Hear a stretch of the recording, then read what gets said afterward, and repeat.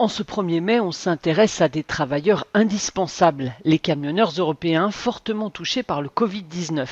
Forcés de continuer à livrer leurs cargaisons à travers le continent, ils sont également confrontés à un accès restreint aux sanitaires ou la restauration.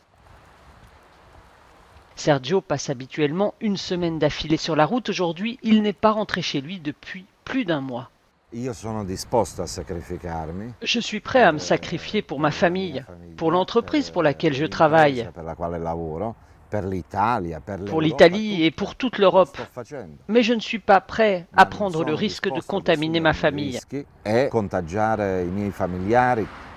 La pandémie est la dernière d'une série de difficultés auxquelles le secteur est confronté depuis plusieurs années. La concurrence accrue, combinée aux inégalités salariales à travers l'Europe, a entraîné une course vers le bas en termes de salaire et de conditions de travail.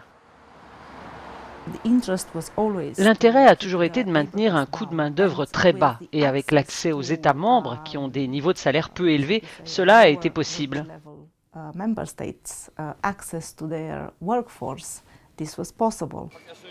Cette situation a créé un clivage majeur en Europe entre l'Est et l'Ouest, entre ceux qui défendent la libre circulation des services comme les transports et ceux qui veulent protéger les droits du travail. Pendant ce temps, les acteurs de la ligne de front de ce conflit se sentent ignorés. Je ne peux pas dire que je suis fier d'être européen, parce que je ne suis pas européen. Je suis européen chez moi, mais ici, je ne suis pas européen. Ou alors je suis un européen de seconde zone.